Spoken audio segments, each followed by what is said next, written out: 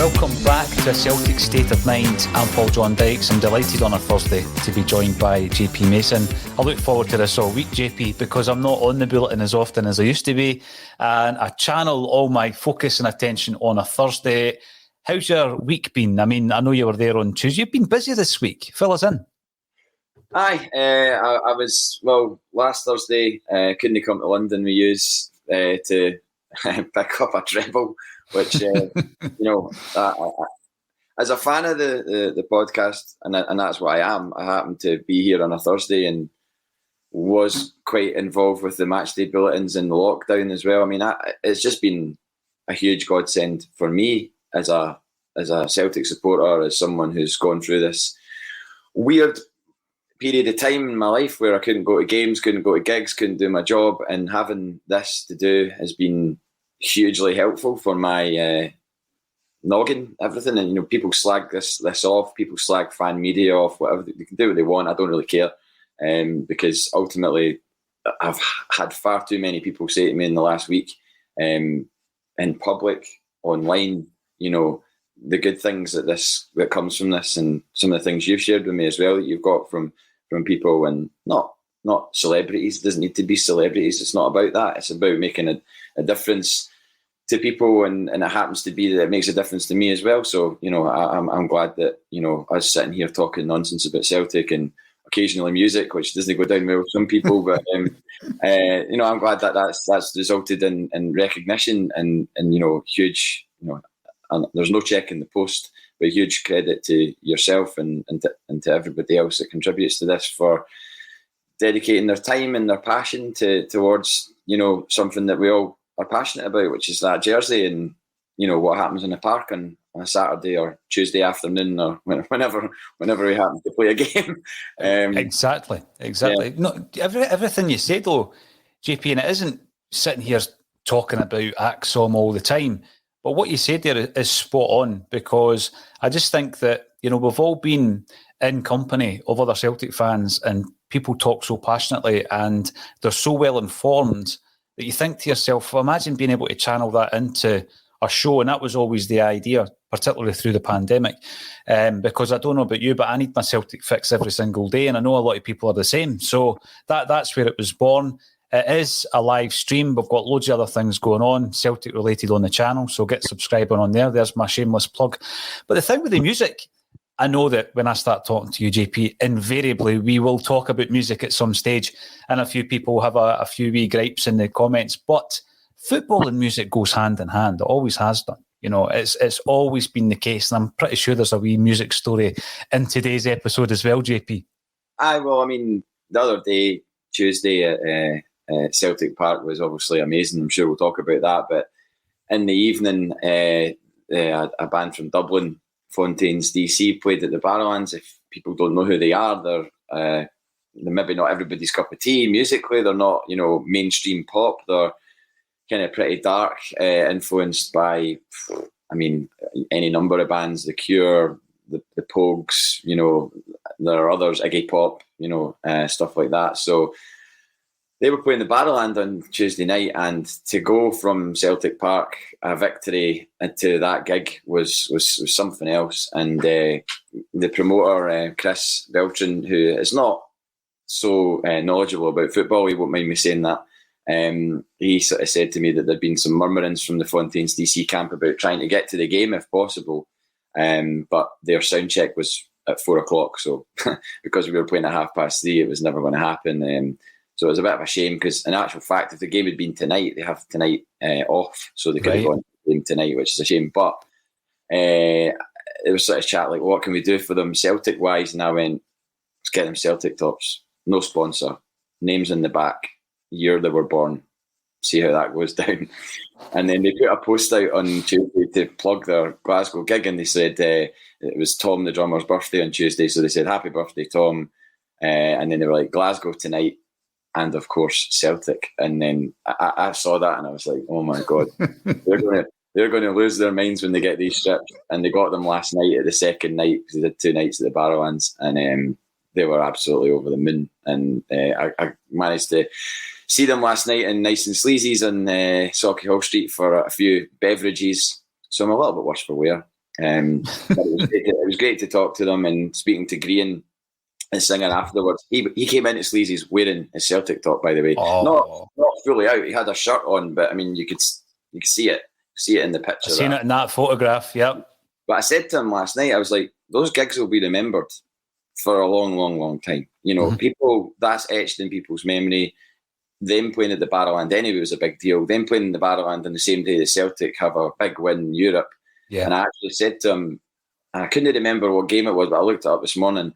The Pogues played the Barrowland the same day that Celtic beat Rangers in the St Patrick's Day massacre. And there's an article, Scotsman article, which I've sent to him via someone else together. I was like, this is the article I was talking about. And that's remembered fondly. I know loads of guys, obviously a bit older than me, that were there, and they still talk about, I mean, that day, you know, we beat Rangers and then Pogues at the Barrowland afterwards. It's 100% same thing, because you're not going to try and well, I know for a fact there was a lot of that crowd and on Tuesday night that were at the game, or if they weren't at the game, they would have been if they could have. They got the day off work or got somebody to mind their kids or all of that sort of thing. So, you know, big sort of week for Glasgow music, and an important date in the calendar that I'll never forget it for sure. You know, just as a fan of the band and a fan of Celtic, it was a perfect synergy. Absolutely, and it's back to normal. It's back to JP's normal. The music, the football, you know, going places, you know. So absolutely brilliant to look back on, JP, because it is getting back to that stage. I know, you know, you've got to be double vaxxed and you've got to have your passport and all this kind of stuff, which prevented some people from being at the game. But for 50,000 to turn out, I remember in the kind of early days of the Celtic State of Mind, we were actually approached by UEFA.com, right? And Kevin Graham and I went down Gallagate and they wanted to film us. Unfortunately, as so happens so often, we were down there for, 4 or 5 hours. Kevin can maybe correct me on that, but seemed to be down there all day. And we were going to the game at night, and it was on Valentine's Day, I remember. And they were filming us, and they filmed hours and hours of footage. You know, Kevin reciting poetry down the Gallagate and all that. It was brilliant. They eventually used about, a third of a second of it in their promo stuff that they put up. But the whole discussion that day was, we were in the Europa League, and the biggest Europa League game will be at Celtic Park. And the guys that were actually, you know, commentating or asking us the question, one of them was from America, another one was from down south, and they just didn't grasp it, JP. They didn't get the magnitude of Celtic Park on a European night. And we were saying to them, you know, there's a lot of big clubs in Europe tonight, but there'll be no place on the planet like Celtic Park this evening. So to then get that 3:30 kickoff announced, and you're kind of looking at that thinking, how's that going to affect the attendance? Ange Postecoglou, Joe Hart and others have come out and spoken about the impact of the fans on Tuesday afternoon. Massive. Huge. Absolutely huge. And I got ridiculed on here in comments and, well, look at him, he's coming out with the excuses. I never ever said that it was solely down to the fans. I never said that. You can watch back all the footage, as some supporters of other clubs seem to do, by the way, and watch regularly. Yes. I watch hours and hours of this to try and find us stumbling over our words or something. Yeah, I've probably stumbled over my words a few times. Big deal. It's not exactly, you know, groundbreaking to stumble over your words when you're speaking live on camera on a stream. So, you know, cheers. Anyway, what was I saying there? I was talking about... you said it about the fans. I said it about the fans, and yep. There we go. We play Ferencváros, empty stadium last season. We have all the chances in the world, and we have... And we get beat, right? I don't know for sure if the same thing would have happened if we'd had fans in or not. But so many people commented on Tuesday. Tom English, whether you listen to him or not, said that the fans played a big part in the sort of the push and the patience and the drive and the energy that the players got. And I just don't know how you could possibly think that players wouldn't play better when they know that they've got people to impress. You know, I just think that's a given. You know, if I'm playing 5s or 7s and there's people watching, you know, I would be more aware of what I'm doing. You know, and it's very rare that anyone's watching me play sevens or fives, by the way, certainly not 50,000 folk. But I can totally get into that mindset of thinking that if a player has people watching them, then they're more on their toes. They're more likely 100%. to have the audacity to pull off a pass like Jota. And, I mean, that must have been, if I was them, I would have been replaying that in my head all day yesterday and the night before. Because if I ever score a good goal in fives, which is rare, I never get to play it anymore because I'm always working. But if I ever score a good goal, I'm always replaying it. So they must be replaying that, in their heads.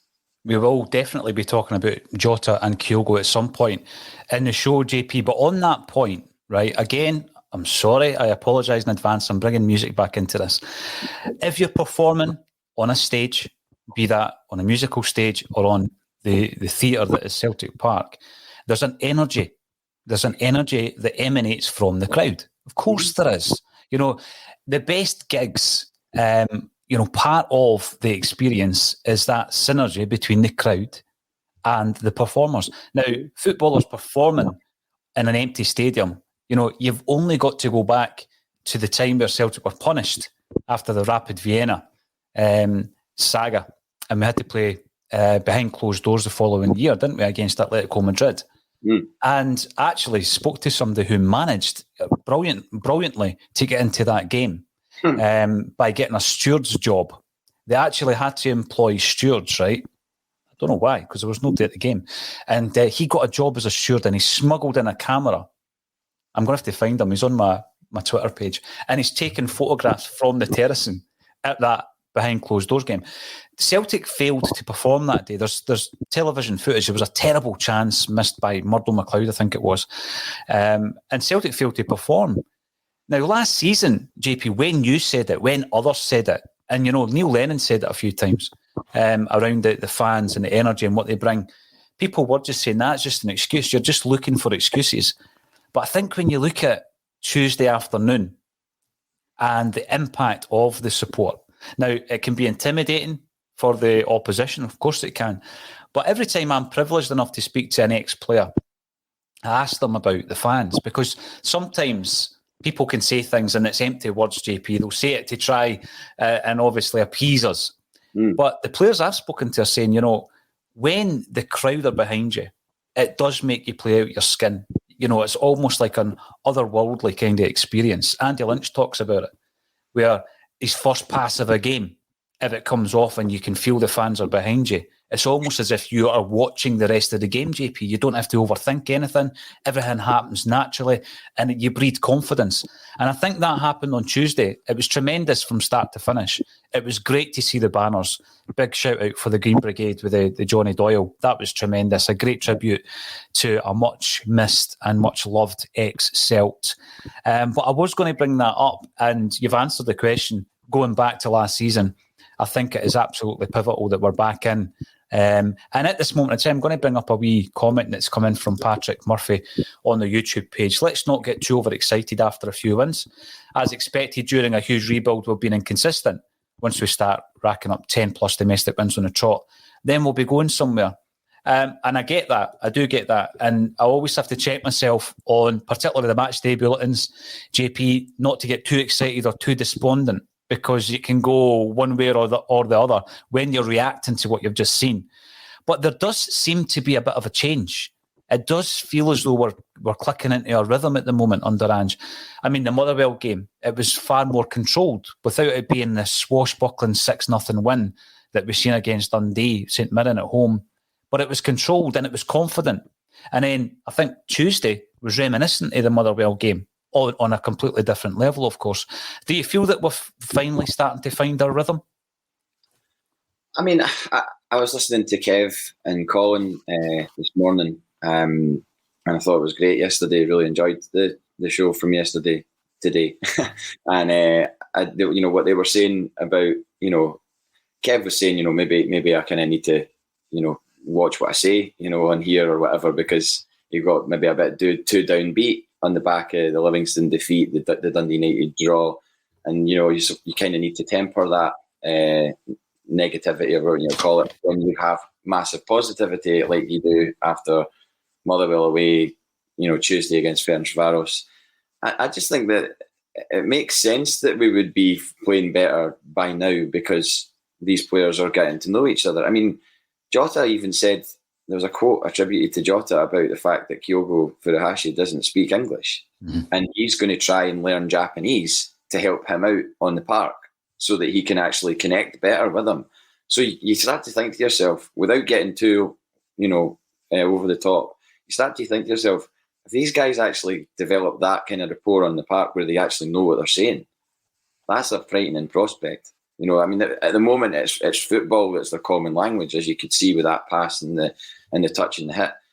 But when they actually, are able to communicate better in the park, that's going to be happening all over. You see relationships building between Starfelt and Cameron Carter-Vickers, the two of them plus Hart as well, where there's a kind of a bonding and you don't want to let each other down. And those things are all key to the whole team playing better, because if you've got all these little pockets of relationships that are performing better in their wee areas, and then that multiplies and breeds throughout the team. So it makes sense that we would be playing better. I'm not sitting here saying that we're going to become, Pep Guardiola's Barcelona or anything. Of course we're not, but we're definitely seeing the benefit of what's going on behind the scenes. And the more that I said that at the start, the way that Postecoglou talked at the start when he came in, the way he was talking, I was like, well, he's got to have the tools to back this up. You would not be talking the way that he spoke at the start. And I still think that. I still think that the way that he's speaking, you don't do that unless you think you've got it in the locker. And you don't respond to the media. You don't come out with quips like, I thought the championship was already over, mate. You don't come out with, that's a really negative way to start. Do you think we deserved the 3 points? I think we did. I think anybody with a footballing brain could see, or even with a non-footballing brain, you watch that game on Tuesday, you know that we deserved to win the game. Yeah. It should have been easily 3-4 and no one would have had any complaints. Certainly not Ferencváros, because, they were up against it and they were really, really tiring towards the end because we'd ran them ragged. The running that we were putting in was... Joe Hart said it. He said, we had to win today. We could not let these people down. There was no empty stadium. There was fans there. There was 50,000 people there who'd made the effort to go. Mm-hmm. And he said we couldn't let them down. So that as well as the play, they've got the players there that have got the desire to get results and send fans home happy and proud of their team, and that certainly happened on Tuesday. Just to go back on the subject of the fans, the importance of the fans, the fact that certain bands and artists and actors and people within the arts are attracted to Celtic, and we've just been talking about Fontaines D.C, who, by the way, sponsor Bohemian FC, or did sponsor a charity jersey. I'll be getting it's an absolute belter. It's really, really smart. And the thing that I was going to mention is, and it's not to bring up the award ceremony, but when we went down to London, there were very few Scottish representatives down there, to be honest. I mean, there were a few, but not many. Not many Scottish platforms were down there. And we were talking away. So we're at a table, JP, and we're at a table with a Dutch podcast who are based in Rotterdam, and they travelled over to London to come third in one of our categories. So, but they were all right about it. And we spoke about Pierre Van Hooydonk and everything was cool. But what they were talking about is coming to Scotland, and they wanted to visit Celtic Park. They wanted to come to a game. They wanted to experience these European occasions. We were sitting with a couple of fellas from Birmingham who ran a podcast as well. They want to come up to Scotland. They want to go to a Celtic game. It's one of these things now. We criticise sometimes the EPL for being this kind of tourist league, JP, but anyone who has an interest in football, anyone who knows their chops, and they come up to Scotland, they want to visit Celtic Park. They want to experience it. Oh, absolutely. And I do get that. I've been at some Man United games where I've been surrounded by, genuine tourists who are filming themselves, filming their pals. They're not watching the game. Man United were beating Liverpool 2-0. Brendan Rodgers is Liverpool. at Old Trafford, huge fixture, and I'm surrounded by these guys that are all just like selfie sticks filming each other. I'm like, come on, guys, this brilliant game of football happening here. You could be watching it, like, instead of documenting it all. Take a couple of pictures, a couple of videos, fine, but to actually sit and film yourself watching a football match for whoever else's benefit, I have no idea. That doesn't make any sense to me. But anyway, the Celtic thing, I think, is different because you've got these people who are just mad football fans. I don't really know what those guys were going to the game for, to go and see Man United, or obviously there'll be people that go to see Liverpool and Chelsea and Arsenal and all that as well, that go for the sort of prestige of going to see a football match in England. But those guys that you're speaking to want to come for the football experience. I don't think they're going to sit there and film themselves. They'll soak it all up and drink it all in and probably cherish that one game for the rest of their lives. Like, they might never come to another game because, let's face it, I've been to about 5 or 6 St. Pauli games. I would go to far more if I could, but Hamburg's quite a way away. And I would love to go to more, but maybe I'm even fortunate to have been to 4 or 5 to experience that atmosphere, because St. Pauli is unbelievable. Like, it's next level. Would recommend anybody to go and take a holiday to Germany for a weekend and fit in a St. Pauli game, because, well, you'll hear a lot of the songs that we've nicked for them. So for a start, and it's just great. Anyway, they're coming to Celtic Park for that experience, and they'll cherish it. No doubt at all that they would come. Obviously, if the result went our way, I'm sure you don't want it to be memorable for the wrong reasons, i.e. because we have taken some batterings in Europe of late, the Barcelona games, the PSG games. But we've held our own against big teams as well, Man City. We weren't ashamed in that game. We arguably could have won it. And we've obviously beaten other big sides in the past as well, Man United in days gone by, and Milan and all the rest of it. I've seen us beat ridiculous sides that if you'd said to me when I was a wee guy in the 90s, same as yourself, if you'd said, one day we'll beat Juventus and one day we'll beat AC Milan, and imagine, and Barca and Man U all at Celtic Park. No chance. Fantasy stuff. Yeah. Totally. So it was fantasy stuff. Yeah, Hamburgs, brown and white. Yeah, that was a familiar chant. But absolutely, I would second that. Get in about the old St. Pauli culture and visit the Jolly Roger while you're over there as well. And that's something you've got to experience. Thai Oasis, which is a Thai karaoke bar on Grosse Freiheit, which is open till 7 a.m. and is one of the best nights ever. It's just constant karaoke, and some people take it seriously, some people don't, and it's just always rammed, and it's a really good atmosphere. And I've got a fond memory of watching a young Asian chap sing "In the End" by Linkin Park 3 times in the same night, and was so emotional. He was like almost on the verge of tears while he was singing it. It was beautiful. It was absolutely beautiful. Hilarious, but also beautiful. So I wasn't aware of this karaoke bar. I've never sang karaoke in my life. You don't need to. You just need to go and drink it and enjoy the camaraderie. And if like us, you want to buy a carry out at 6 o'clock in the morning and take it down to the fish market, Paddy Kelleher stag do. Anybody who knows Paddy from the Edinburgh Heriot Walk bus, that's what we did on his stag do. From that karaoke bar, bought a carry out. 6 o'clock in the morning, took it down to the fish market and kept drinking until about 8. Crazy halcyon days. When in Rome. a bit like Fontaines D.C. when in Rome. You've got to come up to Celtic Park and get your jerseys. Talking of music, I've never sang karaoke, but if you tune in to Scream of Celica, there is a tremendous intro song. You've got to check it out, JP, if you haven't done so already. That's our newest fully produced show, hosted by Kevin Graham, and I've got to say the intro music is delightful. I need to check it out. And Colin said that it was a lengthy one, and I heard Kev say yesterday, it was like, it's because we did 3 games, so I take it he's only planning to do 1 game, and he just went into 3. Yes, I left. I had to go and pick something up in Edinburgh. When I came back, they were still interviewing, and that was like, you know, they were already an hour in when I left, but there we go.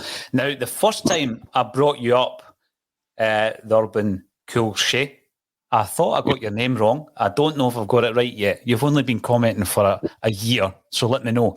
And you say, apart from the game against the Rangers, we have played in 3 must-win games and won them all. A bit of metal building with this team. Signed 3 starters in January, and the jigsaw is completed. Now, it's a fair point. Now, when you open up your domestic campaign with a defeat, it feels like a bit of a disaster at the time, JP. It was the first time in 20-odd years that we had... In fact, it was the first time since Wim Janssen's season, I think, that we had lost an opening day league game. So, yeah, I can understand the reaction to that. Going to Livingston and getting beat is never ever going to be viewed as a good result. Is it a must-win, though? And I think I take that on board. Is it a must-win game? Well, you can claw those points back. Of course you can. But yeah, I take your point with regards to must-win games and the fact that we've stepped up. In relation to the Europa League campaign, JP, I'm still of the view, and I spoke about it during the week last week, that I don't want to lessen my ambitions in Europe. So when we started up a Celtic State of Mind, I still wanted those European nights that we've already spoken about on this show. I wanted to see us playing your AC Milan and Barcelona, Man United at Celtic Park in the Champions League. And because we were so dominant and we were strengthening, and there seemed to be ambition there, because when we started the podcast, Brendan Rodgers was in charge, we were winning trebles. And it looked as though there was an ambition there from the club to move forward, perhaps, in Europe as well as domestically. I did feel that, yeah, we were still a Champions League club. I didn't expect us to win it, of course, but we were still there or thereabouts. And, success at that time for me was you always win the league. You try and win at least one domestic cup, and you try and get into the group stages of the Champions League. That was my ambitions in 2017 when we set up a Celtic State of Mind. What's your ambitions now, JP? Well, in regards to the losing the first game of the season, I think I'd rather lose the first game than the last game. So, I mean, that's the way I would look at it. At least losing the first game, you've got 37 more games to pull it back. If you lose the last game, then that could be the difference between a league title or not.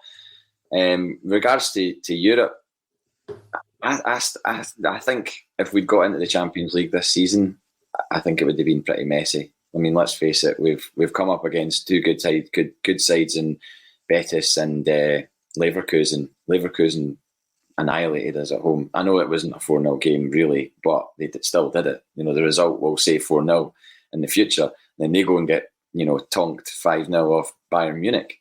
So it's a frightening prospect to think if we'd have gone in as a bottom seed in the Champions League group, who we would have got, and going in at this formative time in Ange Postecoglou's building process of a team, it wouldn't have been ideal. Yes, the money would have been great. Yeah, I know all of that, and that's fine. But for morale and everything else, people will say, "Oh, you only beat Ferencváros." Ferencváros were in the Champions League last year at our expense. Mm-hmm. They beat the team after us and then got into the Champions League. So they've been there, and we've not in recent years, not since 2017, I think it is. So beating them on Tuesday is great for our morale, for the fans, for the team, for the manager, for everybody. And yes, it wasn't a big scalp, but it was a win, and it was a much needed win, and everybody went home really, really happy. We wouldn't have had I don't think we would have had the opportunity to do that if we were in the Champions League this season. Mm-hmm. Next season, different kettle of fish, because Ange is a year into the what he's trying to do, and the team are a year into knowing each other and having the experience of winning games at a different level. That you then take that to, or you would hope that you could then take that to another level and see what happens then, because Rome wasn't built in a day, and I've never expected that to be the case this season. I've never, basically anything after last season is an improvement, and how we do that. If it's small steps towards that, then everybody just has to kind of accept it and enjoy the moments when they come along, because everybody enjoyed Tuesday because we've just been starved of it so long, and starved of being at that, having that experience of being at a ground and doing the huddle and, singing "You'll Never Walk Alone" and, seeing with your own eyes. I mean, that goal, and it was right in front of me, and I realised on Tuesday on the way to the gig, I was like, he took that touch at exactly the same spot that Naka hit the free kick against Man United. And I'll screenshot both of them, and it was almost the actual spot where Naka pinged that free kick in, because it said that, I read a stat saying that Nakamura was the last Japanese player to score in Europe for Celtic, which is, that's not exactly news, is it? We've not had a raft of Japanese players. Kokai Mizuno no score in Europe, no? Probably not. No, I don't. Did he score at all? I can't remember. Falkirk away. Oh yeah, you knew. Oh, brilliant! I'm glad you knew that. I just getting to experience those moments again in the flesh is what supporting Celtic's all about, And I mean, my jaw was on the floor when I saw him take that touch. I was like, if he doesn't score this, it's, after the pass, if he doesn't score this, it's going to be like everybody's just going to have their head in their hands. But it was the opposite. Everybody went absolutely bananas, apart from Colin, who was waiting for the VAR decision. But I heard them say that. that's so annoying that's now like stopping people celebrating immediately because they're waiting for VAR for an offside or whatever.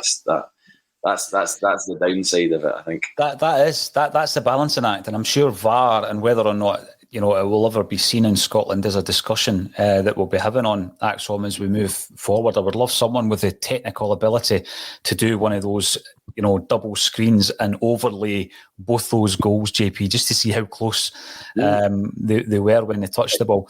Meters, I'm telling you, it's a metre or a couple of metres for sure. It's incredible. I mean, there's some great comments coming through, and I am scrolling through pages and pages of comments because we're going out on so many different platforms at the moment. They all just filter into one comment section on the programme that we use, because I've had a lot of our Facebook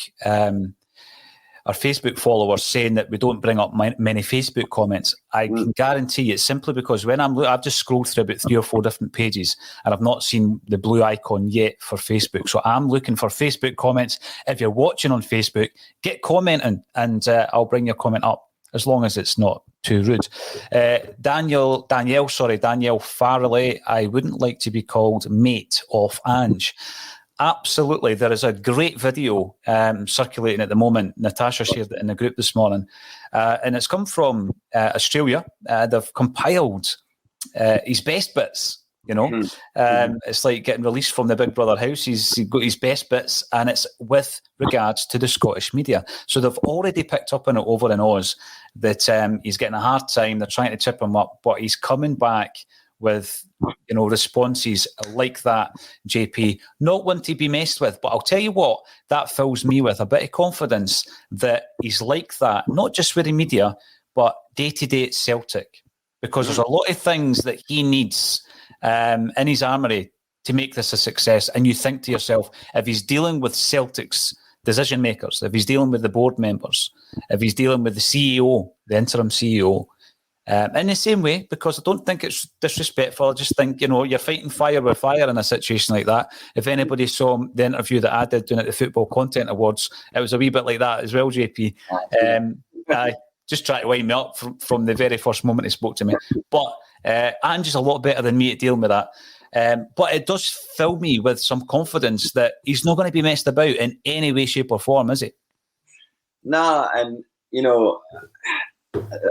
I occasionally see on Twitter, although I have, muted several accounts in relation to the other team in Glasgow, just because I don't need that nonsense in my life, people spouting nonsense. But Ange Postecoglou has been ridiculed since he arrived here by, not so much the Scottish press. I wouldn't go as far as to say he's been ridiculed.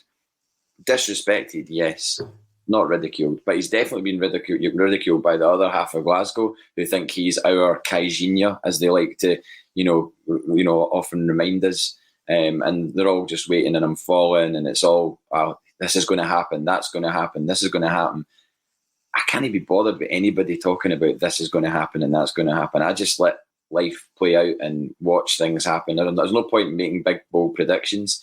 I'm not predicting that Ange Postecoglou was going to win the treble or anything like that.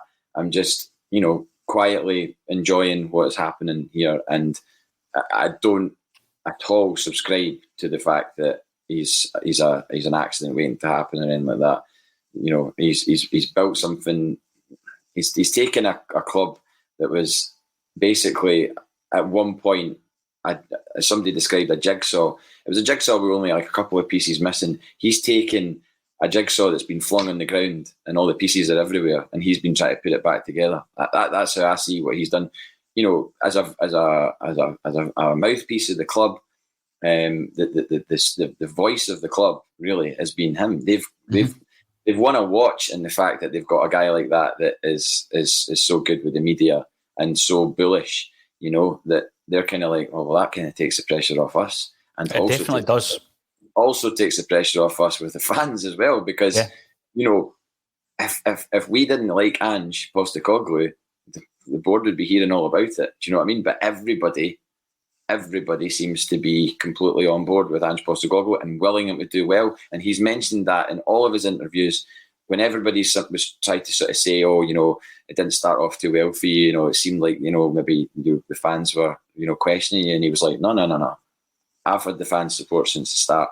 And that is 100%. And I don't think anybody has gone off the rails about Postecoglou that I know, that to the point that it's like, oh, get him out or, sack him or anything like that. I've not heard that from any right-minded Celtic fan. And if I did, I would be wanting to have a conversation about it, shall we say.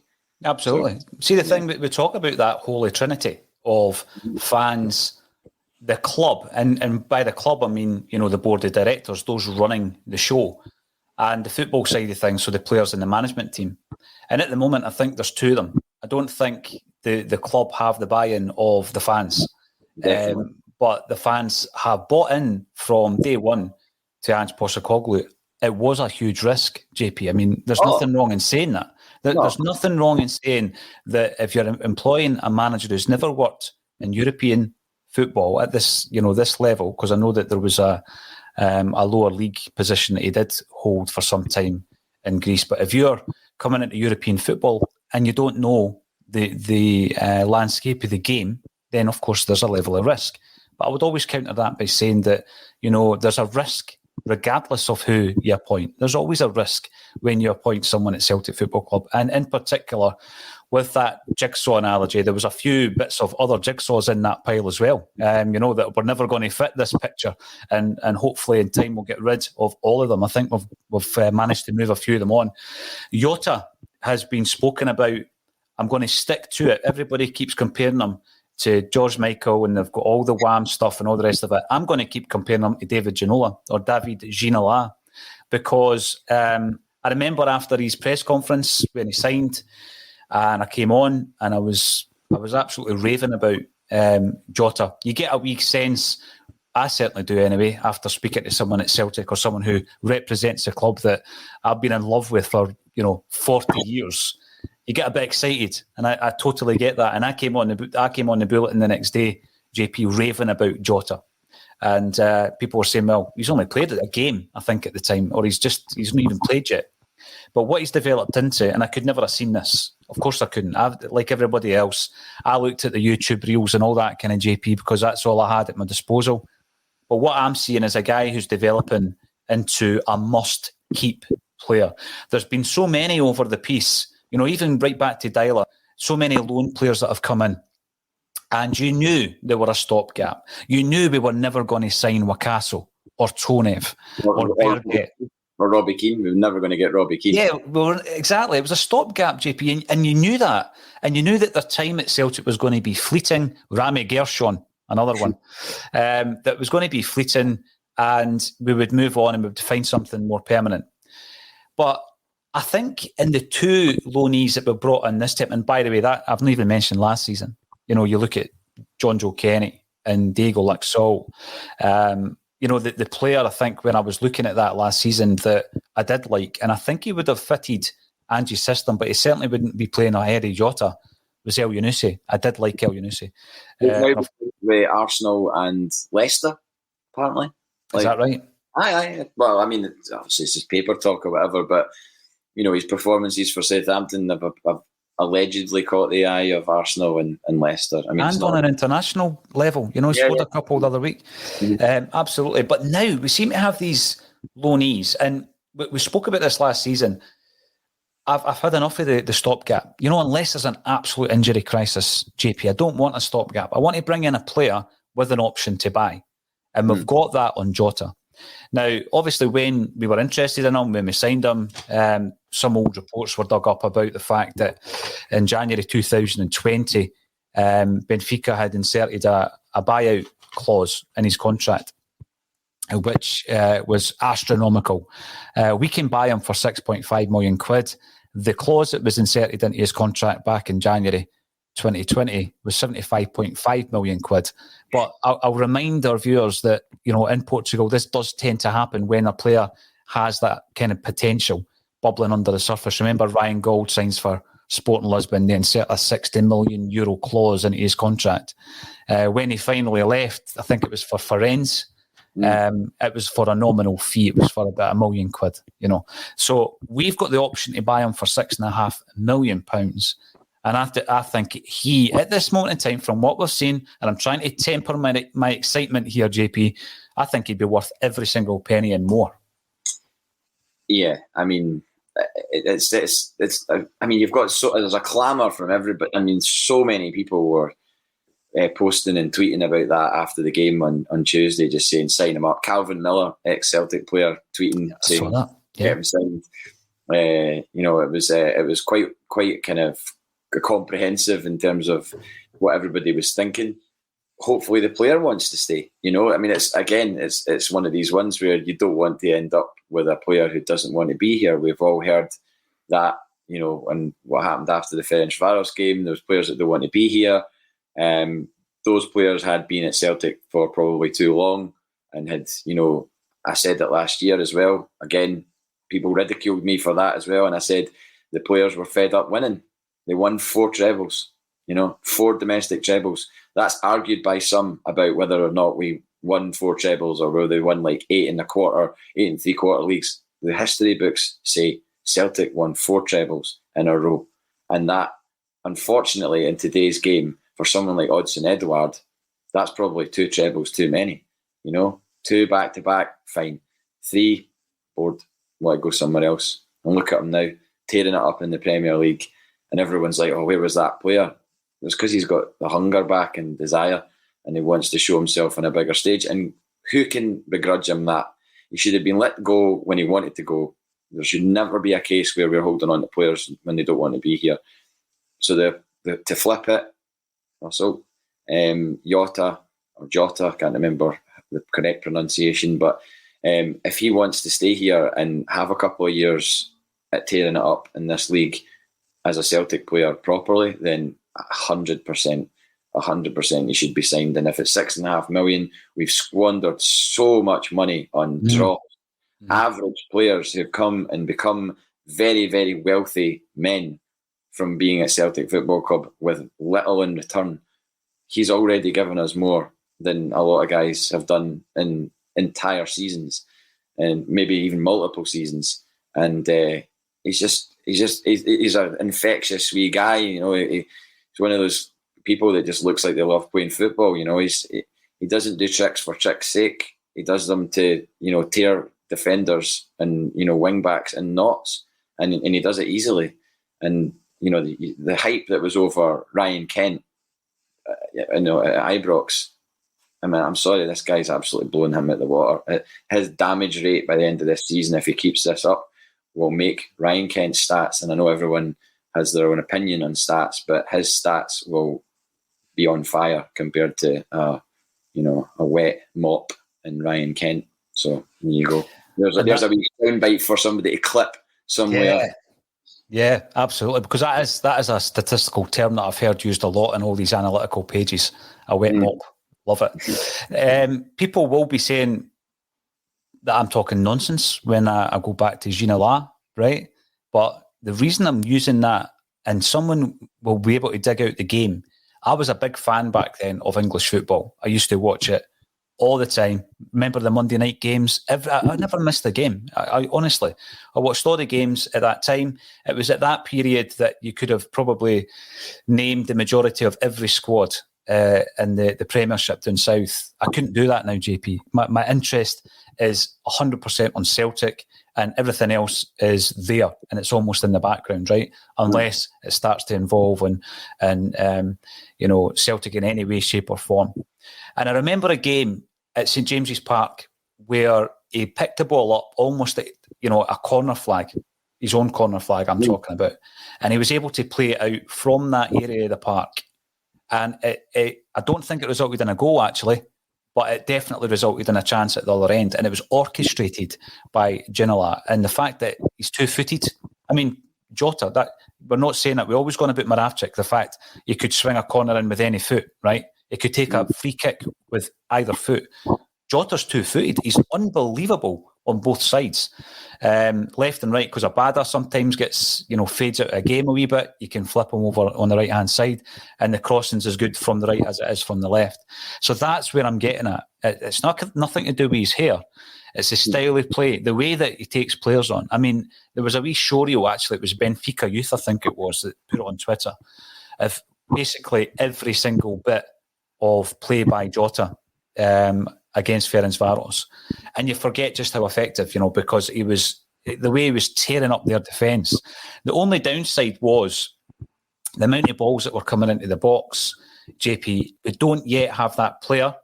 We'll come to Giakoumakis in a minute, who I think's a massive threat there. Now, Kyogo's an absolute magician, and we'll also talk about him. He's unbelievable. He's been a revelation. That goal, for me, was just Kyogo all over.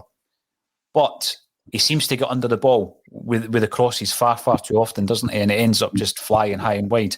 Yeah, it doesn't stick. That takes me on to the next point, though. Giakoumakis, listen, we've only seen 50-odd minutes of him. 3 fleeting performances, 2 in Europe, substitute performances. But he looks like a completely different player than Kyogo. He looks like he has a different physical presence. He likes a battle. He can hold the ball up, and he looks pretty strong in the air as well. It gives us a completely different dimension if and when we come up against a defence that we can't break down. Well, it's like, by the way, I just want to add in about my dig at Ryan Kent there. I will happily say that Rangers have, exciting players or good players. I think Nathan Patterson looks like a really good player. He's doing it at international level as well. I think, possibly the evaluation on him might be a little bit over the top so far, considering he's not really done anything and won a lot.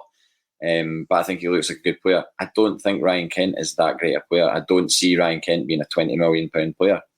That's just my opinion. I know that fees are bandied about now for players willy-nilly down south, and they're, players go for overinflated prices like Harry Maguire at 70, 80 million and stuff like that. There's no way he's worth that amount of money, not in a million years.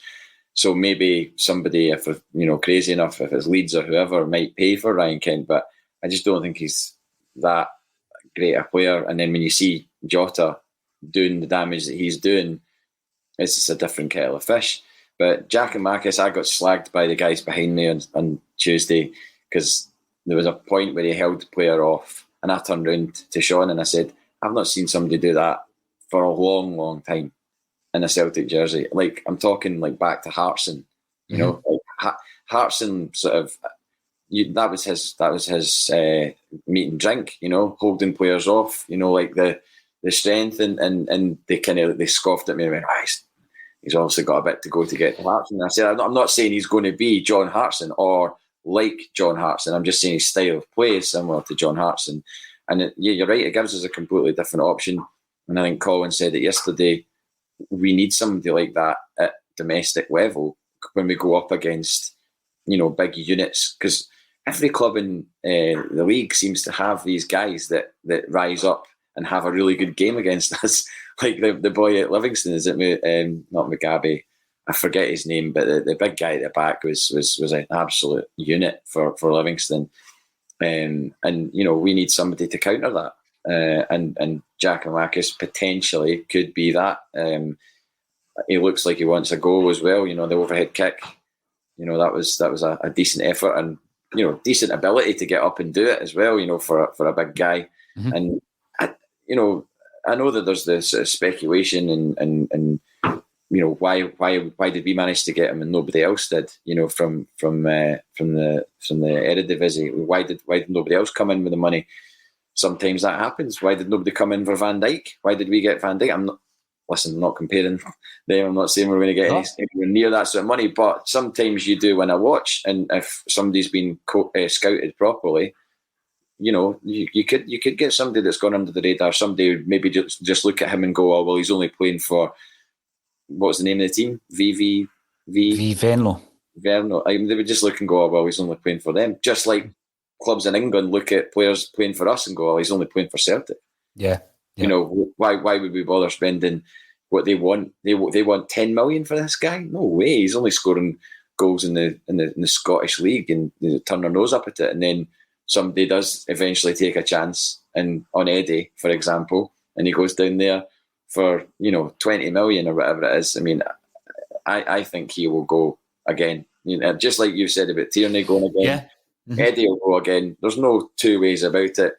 His whole career has been geared towards going to a big club at some point and doing the damage. And Dembele's done it, and who's to say that Edouard won't actually end up doing better than his his master? The apprentice might eclipse the master eventually. I know. I just wish I'd seen them together for the season. I know. We got that wee insight into it, and it was tantalising. And then he was away, and it was just like, God, that would have been good, wouldn't it? I know. We'd obviously replaced him before we got rid of Dembele. We were thinking, imagine teaming him up. But when we're talking about the likes of Jota, and he's in on loan and making it permanent, again, just another thing I would say is that some players come here and they should have signed for us because their careers after Celtic taper off at times, JP. And I know that it's not an exact science. I know that Shane Duffy's gone back to Brighton and he's performing at his very best again, and he's playing well for the Republic of Ireland. Tremendous, and really tough for him. But the example is Paddy Roberts. Paddy Roberts at that time should have signed for Celtic. And if he'd signed for Celtic, you look how his career's gone. I mean, he's still a Man City player. I know, it's wild. It's bizarre to think that his parent club is still Man City. It's just loan after loan after loan. And they gave him a new contract and he signed it. I mean, I know that obviously people put money in front of you. You're not going to say no, but for his career, you'd think he would have went, wait a minute, I'm going nowhere here. I need to leave, just find a club that you can settle down at instead of just being tied to Man City. And I don't see who's benefiting in that situation. Man City were clearly never going to give him a shot anywhere near their first team, but yet they gave him a contract anyway. Is it to fulfil some sort of English quota or something? I have no idea. I've not studied that in detail, but do they have to have X amount of English players on their books for FIFA? Or I have no idea. I'm throwing out ideas here. I have no idea if that is the case, but it just seems so bizarre that they would give him another contract when he was clearly not in their plans, not in their thoughts. These guys have got to play. At that age, they've got to play week in, week out to develop, JP. And he could have been a player at Celtic. He really could. Now, I asked for comments from our Facebook viewers, and Anne-Marie Campbell comes in. Remember the name didn't work before? It would always come up Facebook user. There we go. Anne-Marie Campbell. You've broken through the barrier. Jota, Abada and Kyogo function well as a unit. There's clearly a great camaraderie there that was missing last season. It certainly was. We need to build on that rather than stopgap players. We want players playing for the club, not using Celtic as a stepping stone for their career.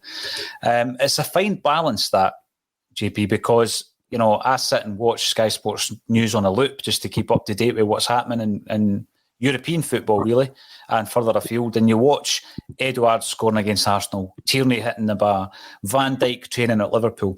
We use that and have used it well. There's been so many others. Stuart Armstrong's another example of bringing players in and saying, listen, if you use us as a platform, we can get you there. So, yes, I don't like the stopgap option, and I use quite a few examples of that. But at the same time, there is a balance to strikes, because there might be somebody who has the potential, JP, and that is what you're saying to them. Look at the guys that have gone on, and not just to the the EPL. Dembele obviously went over to France. You've got McGeady, who had a massive move over to Spartak Moscow, wasn't it, before he went to Everton. So I think we have to use it to our advantage. I mean, the biggest example I could use today is Giakoumakis, right? So Anthony Joseph at Sky Sports confirmed that the club were looking for 12 million euros had they stayed up. 12 million euros they were looking for him, right? Now, all of a sudden, because of his transfer fee, had he gone for that amount of money, would he have been more highly rated? Well, we know it doesn't work like that. You've only got to look at Albion Ajeti, who is becoming more and more of a distant memory. You know, we can't seem to do anything with Ajeti. We got him fit. He looks trim. Still doesn't work. Now, either he doesn't fit our system, or it's just one of these scenarios where the player doesn't fit the club, JP, and you move him on. He costs more than double what Giakoumakis. Listen, we've only seen him for 50 odd minutes, right? We don't know for sure if he's going to make it in a Celtic jersey, but the signs are good. But we're doing this with the same team, the same recruitment team, you know, the same scouting team, yes.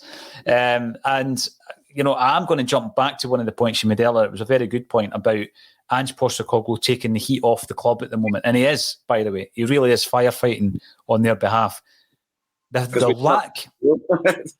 lack of communication we're getting in relation to the restructure, the recruitment, and all of these things that we're all concerned about. I mean, the silence is deafening. We're still not hearing from, and I know he's only interim, but where's the interim CEO coming out and speak to the fans? You know, it's just not happening, is it? No, it's not. And yeah, I mean, it's to their testament, or to whoever brought Ange Postecoglou in. And by the way, when we were talking about that earlier on, it made me think of something I thought, you know, how we got led a merry dance in the Eddie Howe saga. So Eddie Howe's now been tipped to be the Newcastle manager, right? Is that been heavily touted, or have I heard that wrong? Or you know, you heard about that? I've heard a couple of his ex-players, you know, talking him up for the job as well, JP. Yeah. So I think he'll be there or thereabouts. I think that any job I think there was talk of him going to Everton, wasn't there? And he's an Everton fan and all this kind of stuff. To me, I don't think that's his entry level. I don't think that's his entry level back in English football. So when a job like Newcastle comes up, I think he will be a serious contender. But then it makes you think, is that why he turned down Celtic? Because this Saudi takeover, that doesn't just happen 1 minute and then the next day. They didn't just sit there on a Monday afternoon and be like, why go and buy Newcastle? I cool, we'll do it tomorrow then. That's been in the works for a long, long time. And you're not going to tell me that in the game that people don't know these things are going to happen. They just can't talk about it. So who's to say that wasn't already, that through agents or whatever, that they knew? You know, it's like a festival headline announcement, you know, within the music industry. You know, people know who is going to headline Glastonbury. Maybe not Glastonbury, that's a bad example, but other festivals. You'd be like, oh yeah, and we know who's going to headline that festival, you know, 6 months to a year prior, because it's all planned. So this thing with the Saudi takeover, that now makes me think that is why Eddie Howe got cold feet and was like, well, actually, I've just got wind that this is going to be happening at some point in line this year, and I'm going to wait and hold out for that. That would be interesting. Complete speculation on my part. Complete speculation. I have no knowledge on that at all. 100%. I'm just, you know, thinking out loud. But it would make sense if that is what ends up happening. If he gets paraded as Newcastle manager, I'll be like, that's what happened. Well, the thing is, you can theorise, you can speculate. That there's nothing wrong with that, JP. And by the way, you're absolutely right. These things are in the works for a long, long time. And this isn't me trying to pitch one of my books, because if you want a copy, I've only got about 10 or 15 left. If you want a copy, get in touch and I'll send one to you. I'm not trying to punt them. They're almost out of print. But see the Andy Lynch book, there was an incredible... He told his football story, right? Here's a guy, Celtic fan, grown up, plays for Hearts, gets his big move, doesn't work out, manages to pull it out, you know, in a situation where he's had to change position to get a game. John Clark was the man that played him left back for the first time for the reserves. It goes on to captain the club, scored in the Scottish Cup final, etc., etc. Brilliant. And then he has like a swan song over in the States when it was the NASL, when all the big players were going over there, and he goes over there and he ends up managing, and you think, that's the end. That's a good football story. And at the very end, there's an incredible chapter, and it's called The $1 Billion Buyers Club, where Andy Lynch is approached by a consortium from Saudi Arabia to buy Liverpool. You've not read the book, JP, but I'll need to let you read it. You just read this chapter. It's incredible because it's the real deal. I mean, the reason they approached them was because they wanted, because Kenny Dalglish was at Liverpool at the time. Mm-hmm. I think he was in an ambassadorial role, and he was an ex-teammate of Kenny's. So they wanted a link in. They wanted a bridge between these kind of faceless entities and Kenny Dalglish at Liverpool. And that guy was Andy Lynch, because they had played together for Glasgow United as 14, 15-year-old kids. Mm. And obviously Andy went away to Hearts, Kenny stayed at Celtic, etc. So that was the whole idea. Have a read of it. It's insane how long it took. And it didn't actually happen. The bid was made, etc., etc. But Andy was at the front of that. He did all the press for it. And it's an insane story. So it reminded me when you're talking about the deal, because he was involved in that for a good 2 or 3 years, and then the deal collapsed at the end of it. So you're right about the Newcastle thing. But I'm bringing that up because it's a Celtic twist on it. But it also tells a story when Andy Lynch was down in Liverpool. Was it Melwood, the training ground? I think it's Melwood. He was down there and he bumps into Steven Gerrard, who's injured at the time. And they get talking, and Gerrard says to him about his football career. Gerrard flipped when he bumped into him, by the way. Aye, probably. And he goes on about, you played with Celtic. I've got a Celtic strip on my wall. I've always been fond of Celtic. I've always been a big fan. This is true. It's in the book. And the strip on his wall had Lynch on the back of it. And it was Andy's son who had played in I think it was the Ronnie Moran testimonial. And him and Steven Gerrard had swapped jerseys. So your managers will be Celtic fans. That's the whole moral of the story, right? I'm sure I've covered up now for fear of reprisal, but that's pretty good. Before we go, I know we're nearly on time here, but I just wanted to. A few people have said hello in the last week. Just I've been out and about, including in the Celtic shop, I might add, when we were buying those Fontaines D.C. tops, and the guy that was serving us said that he enjoyed a Celtic State of Mind. But my friend Michael, who I've been pals with for a long, long time, since '97, since that season, we met at uni. He's on the Heriot Watt bus, but I think they must have been sharing the bus with the Leith CSC at the weekend for the Motherwell game. And he was sitting next to a guy called John Matheson, who is a legend of the Leith CSC. We haven't met, but he's apparently a big fan of a Celtic State of Mind, and just wanted to say hello to him and to his mate Paddy, who follow Celtic, and all the best to those guys. And thanks for watching, and thanks for telling Michael. I'm sure Michael regaled you with some stories about our European exploits and exploits elsewhere as well, on the bus back from Motherwell. So I just wanted to say that before we ended, and I had to wave as we were getting cut off. Another thing, no, but the thing is though, it's so humbling when people just say, I like what you do. That's it. I really enjoy it. That's brilliant. Love hearing that. And I know these are never going to be universally accepted, JP, but there's people out there who watch it, and that's good enough for me, and you enjoy it.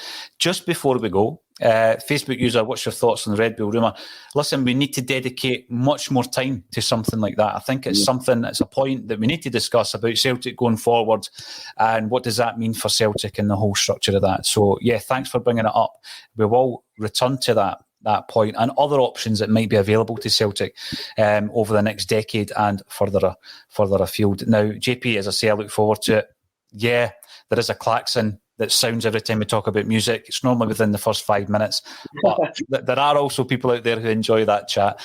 So thanks everybody for getting involved in the comments. If you're on the YouTube channel, then get subscribing. If you've bought one of these jerseys from the website, they're all in the post, they're all in their way.